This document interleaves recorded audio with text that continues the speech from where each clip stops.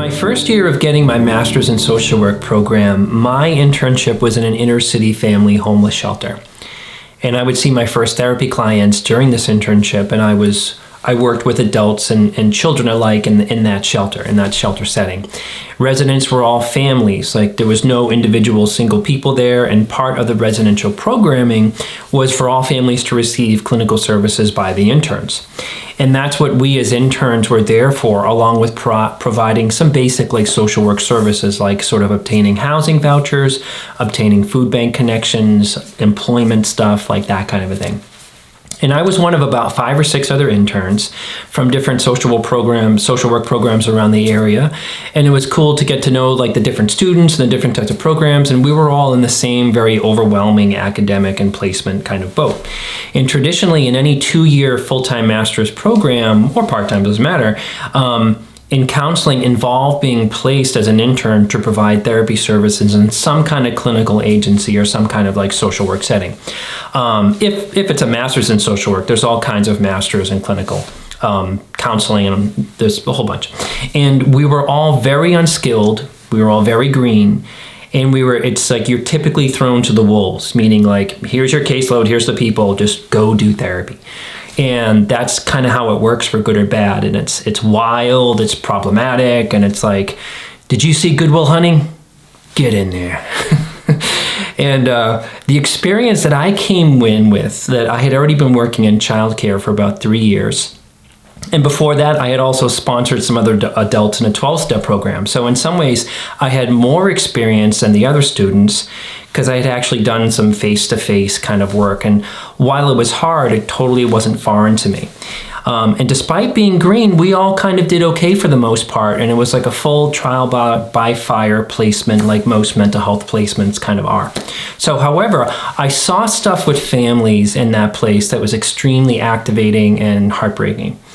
And in psychology, there's this old school idea called countertransference, which is the concept of what comes up for the helper or the therapist in the therapy room. Most, not all, of the parents behaved like they weren't in a shelter, often actively using substances covertly and consistently neglecting their kids, eventually requiring the state child services to step in, which we had to sort of like file the paperwork to get that ball rolling, which was super hard. And some adult residents had experienced homelessness in their childhood, so there was all of that, meaning like there was generational trauma, socioeconomical trauma like on top of trauma. And as a helper, it's sometimes hard to be removed yet available to parents who have all of that going on.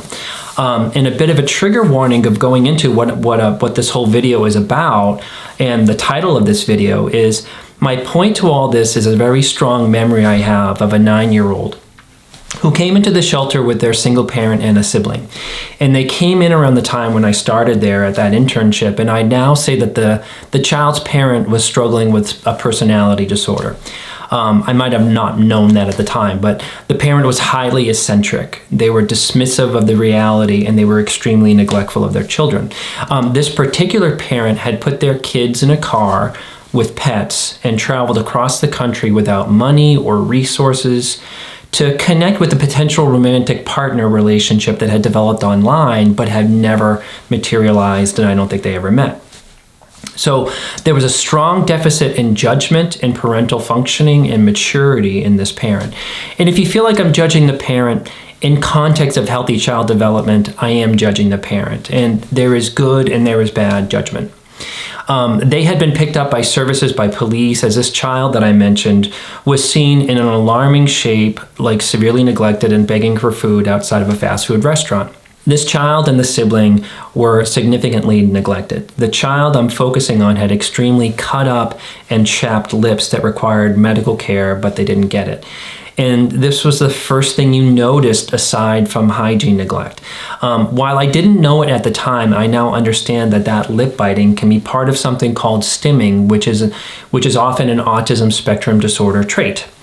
The second thing was the child's emotional affect and facial expression body language, and social interaction, which was not typical. And it was like you were half there to this child, and the child was hard to read. Like most would mistakenly interpret the child as angry or intense, which is more about us as sort of neurotypical people than it was about the child.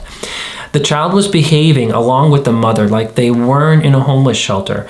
Neurotypical children in such an environment might be afraid or cautious or shy or maybe exhibiting shame about their situation. And this child wasn't. And I'm not judging the child here. This is simply like what I observed. When they came in, it was clear that the child was different. And we can describe that now as being neurodivergent, meaning not neurotypical. And the memory I have of this first interaction was the child was drawn to this computer room at the shelter where kids and adults could go in and get some basic computing done. Picture like 10 barely working donated PCs in a row in a room. And this child got on one of the computers just to play a game, and they were being in the middle of an intake or something like the staff needed to shut down the room or go home. And I can't remember what it was, but the child couldn't be in there, but then no one could get the child out. And it could have been late in the evening, and it was probably chaotic getting this family set up in shelter.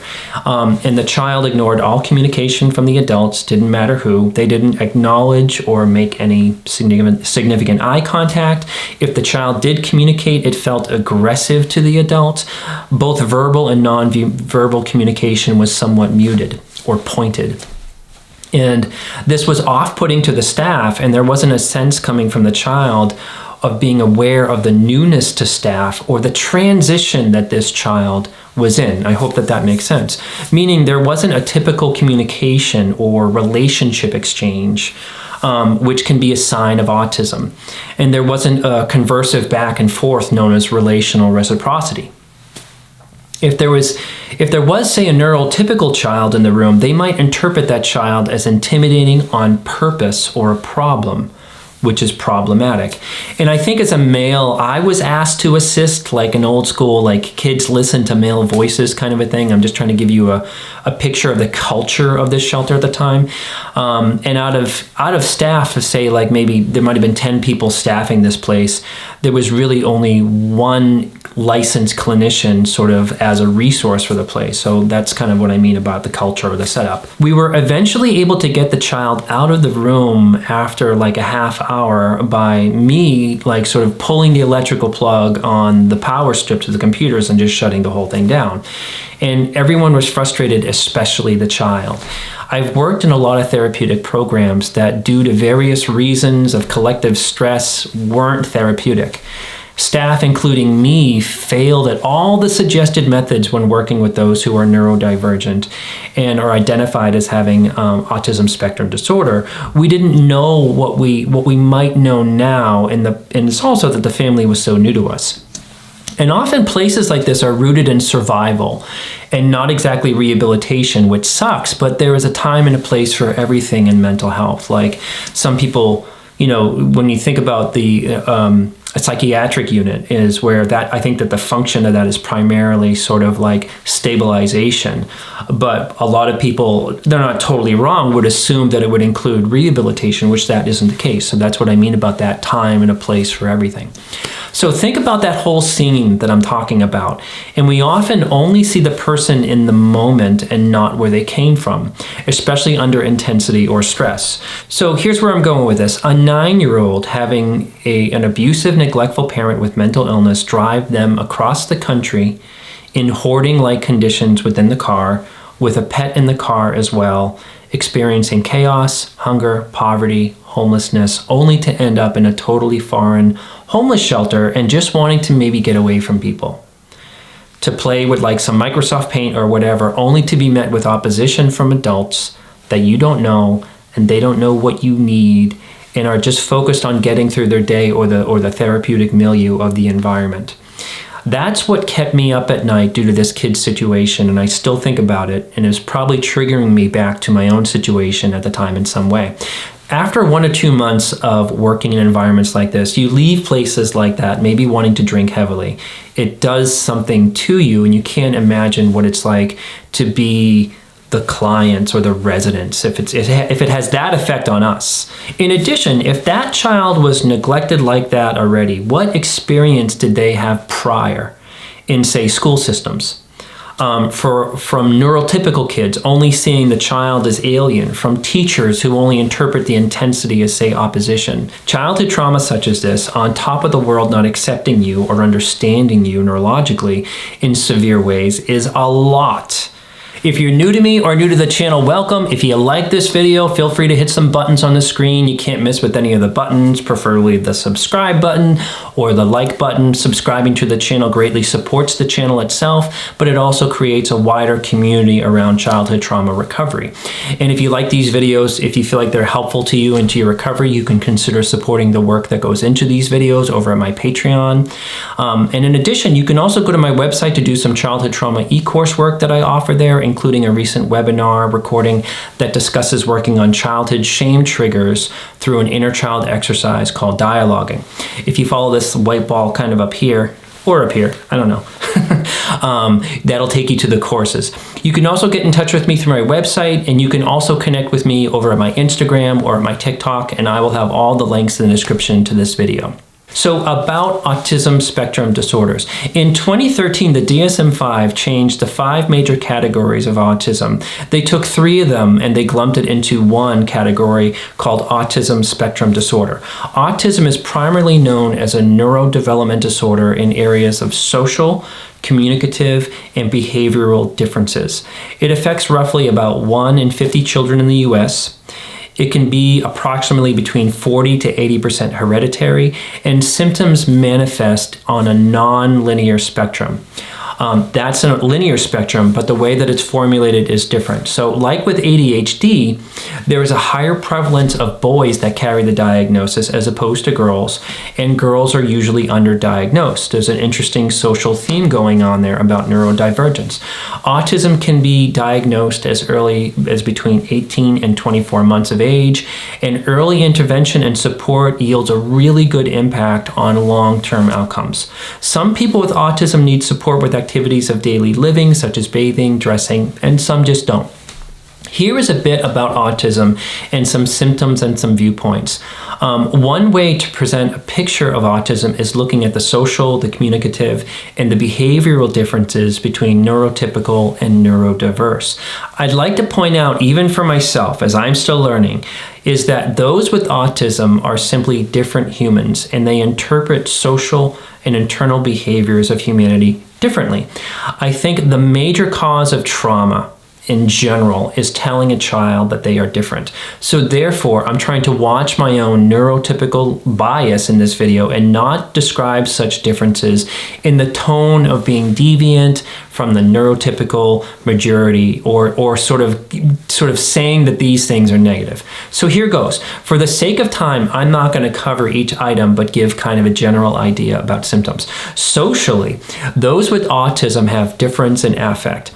This is something we'll come back to throughout the video. Affect is simply, to me, does the inside emotions match the outside facial or body language expression?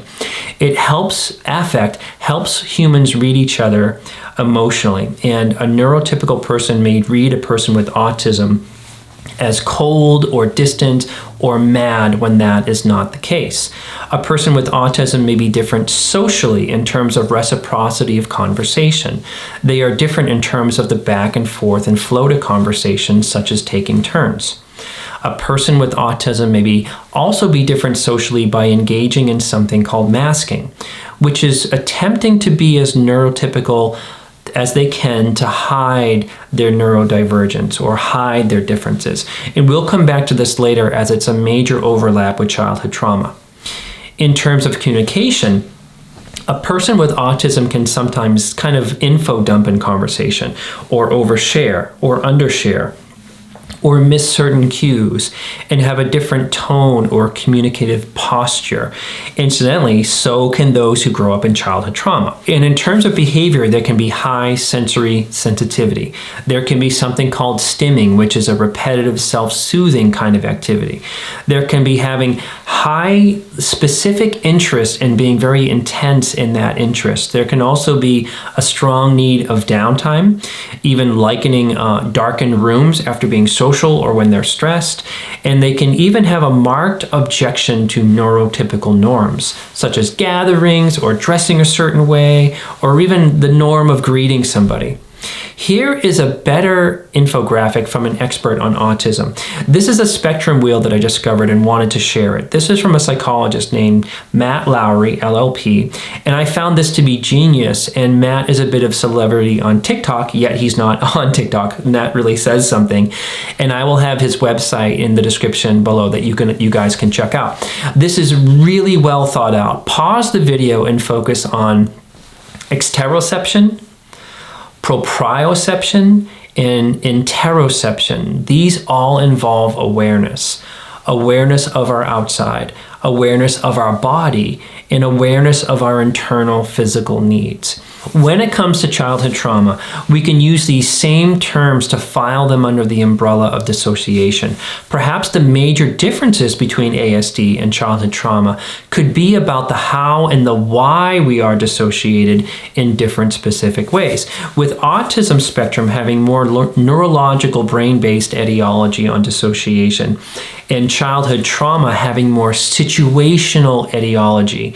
And yes, there is overlap of both. You can have both. So what I mean by that is sort of neurologically based sort of dissociation just comes with sort of being on the spectrum, as opposed to growing up in childhood trauma where it's situational, where things are happening to you that cause the dissociation. So here's me on this, is I think and I assume, and this is my opinion, that to be on the spectrum is to carry some kind of childhood trauma unless the child is being raised in a totally safe school environment, a totally safe and understanding family, or very informed family and very informed school, and a very informed and understanding community.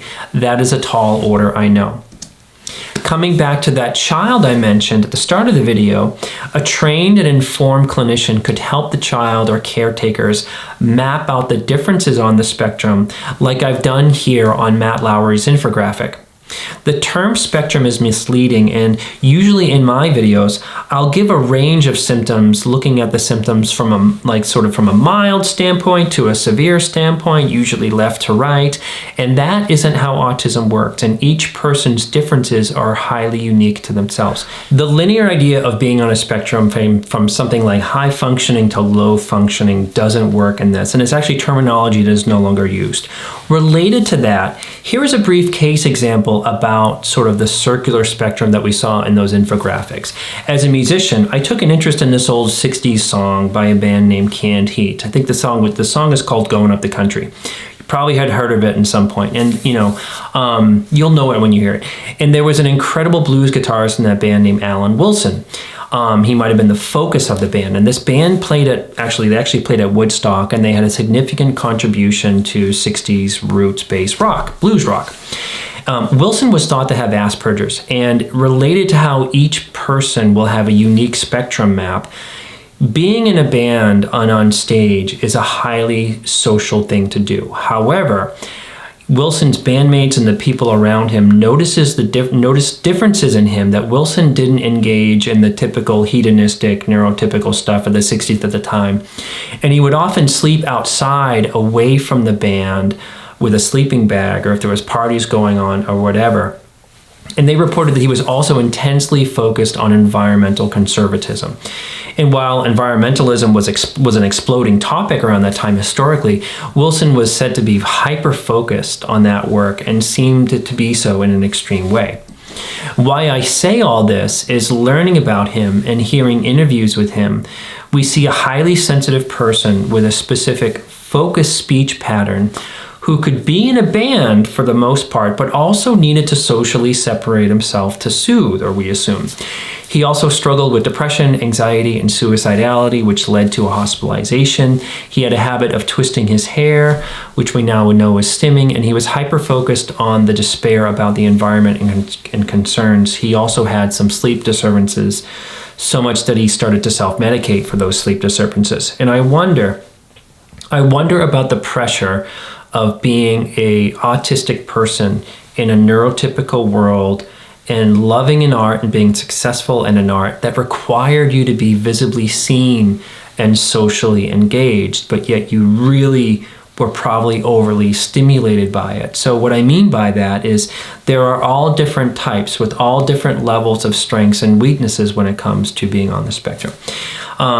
And I say all this is because there are usually stereotypes and stigma around autism where degrees of functioning are misunderstood. And I will have a Wikipedia link that you can read about him. He's actually kind of a fascinating sort of person, and definitely sort of check out the song, Going Up the Country. Now let's look at some overlap with childhood trauma and ASD. Like with the video I did on ADHD, I struggled separating the two issues as there was so much overlap. On the left, we have some traditional ASD symptoms, and the most extreme difference I've listed here is actually somewhat vaguely social atypical, with issues such as stimming, eye contact, sensory atypical, and demand avoidance orbiting the grayish area of the overlap. And on the right, I've listed traditional childhood trauma symptoms such as body memories or flashbacks, if you like, guilt and shame, which a person with autism may not be overly focused on. I've also listed attachment problems and put hypervigilance as something that orbits in the gray area and of the overlap. So the overlap, here goes. Affect reading. What I mean by that is both of these issues can misread the emotions of others and give off affect that seems incongruent, and we'll come back to that. Masking.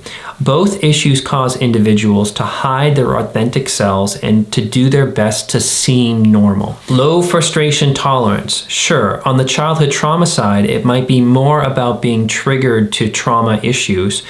And on the ASD side, it might be potentially more about triggers around sensory things that cause the frustration or the low frustration tolerance. Isolation. They'll do that to self-soothe, or also what I called being somewhat siloed and walled off. And again, the reason for it might be different, but I think both issues are about being exhausted by others, and both issues affect our ability to do intimacy with others. Next up is needing control, needing things a certain way. For trauma survivors, I think that there is more of a narrative about things as opposed to ASD being rooted in fixed preferences. A trauma survivor might get controlling even over the mundane, like, I don't know, if you cook pasta with olive oil in the water, and that's a severe no-no. But their control would be about them being triggered to memories where things got ruined because people didn't listen to them, or how things won't look like, and being rigid about it, or being stuck with something that may not be fully enjoyable. There is a narrative in all that, as opposed to ASD just being about sort of fixated preferences. Next up is dissociation. Like I mentioned earlier, this is a huge overlap, but I think ASD is more about a neurological brain trait, where childhood trauma is more about conditioning to leave our body due to not being safe in our body as children. Next up is repetition. Trauma survivors can eat the same thing for lunch for months, as well as those with autism. But the etiology from trauma might be the fear of being dissatisfied or making a mistake in food choices. Or choices can be limited, but they're safer. Similar to ASD, childhood trauma survivors can be highly routined and potentially obsessive, which is a function of subconscious hypervigilance and coping, which creates a lack of spontaneity. Reciprocity, which again is the flow to conversation. In ASD, I think it's more neurological, like missing cues, but this is a big one in terms of overlap. Wounded inner children have beliefs about being seen, being heard, or feel pressure or intense fear about getting through to someone. So they might talk unconsciously with pressure, or they might be freaked out due to shame about the flow of conversation and come off somewhat bumpy or overly apologetic, and it's just kind of an awkward experience. Next up is communication problems. Again, for different roots of both issues, it can be about struggling how we come across, how we say something, hating small talk, hating social norms, just for different reasons. Now let's look at a closer view of some of those overlapping issues. While a lot of this overlap is not thought of as traditional signs of trauma, I believe it is. Let's look at 3 of these overlapping issues and how these issues can share specifics. All 3 are related to each other. The first up is masking. In autism, this is known as camouflaging one's neurodiversity or difficulties to assimilate better in the neurotypical world. This isn't just an ASD specific thing, I think. Many other psychological issues probably do a similar behavior as well. And I also think it's simply like a human one, like coming up with an inauthentic self to survive, to fit in, to hide, to self-protect. For trauma survivors, I think that that's pretty much the same thing. Perhaps we can also name masking as, say, things like codependency or people-pleasing or being conflict avoidant or something like imposter syndrome. I think it's all rooted under not being comfortable in our own skin. And I wonder if childhood trauma survivors are more focused on creating an identity that got lost in trauma as opposed to someone with ASD who might not be really that interested in creating a whole identity. I'd like to know what you think about that. I'm not clear on that one myself. But for diagnostic overlap, it's tricky. I think someone with autism might mask more about the neurodiversity differences, where someone with just childhood trauma will be masking about the trauma narrative, such as you should always say yes and be available to others, otherwise you're a bad person, something they picked up from their family or something they created themselves in context of their family. Both are rooted in the assumption that the real you is unacceptable. So you kind of have to fake it till you make it. And yes, someone with autism can mask due to both neurodivergence and trauma, such as, say, there's a difference between if I don't come across as atypical, it will be awkward and people will know I'm different. That's one thing. As opposed to, if I don't come across as atypical, I'm going to get hit again and punished. Do you see what I mean by those differences? So next, moving on into communication problems, so like one of these major overlap issues. With ASD, it's different communication, but not necessarily bad communication, but the problems come from the blend of neurotypical and neurodiverse interactions. How might the 2 issues of childhood trauma and ASD be similar when it comes to communication? Well, childhood trauma survivors, I think for the most part, are driven by shame, dissociation, problems of affect, and poor communication modeling from childhood. Here's what I mean. As a trauma survivor, I used to tell jokes with a weird intensity sometimes where the other people didn't know that I was joking. And I think that it's a problem of affect and childhood modeling. Like, people would say to me, like, Patrick, I just couldn't tell if you were joking. You were so serious when you told a joke. A trauma survivor, due to dissociation and upset, may dump on their therapist with a rapid-fire list of upsetting triggers or issues where the recipient is overwhelmed, or they kind of lost track because there was dumping. A trauma survivor may also struggle with having a filter and say rude or blunt things. I think it's because inner children are focused kind of on telling the truth, which is subjective, and they may not be connected with how it would land or how it might make others feel, and then not be connected that there might be consequences to that blurting.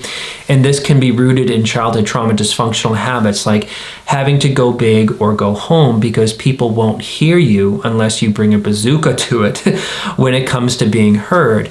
Or it's rooted in heartbreak or sarcasm without being connected to their story about heartbreak or sarcasm. Childhood trauma survivors can also be Debbie Downers without intending to be, which is another sign of dissociation.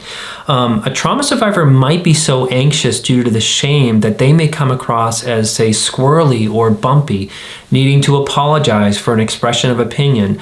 That is most likely due to them being triggered to shame consistently, not reading and not knowing that they're actually acceptable socially or they're an acceptable person by others.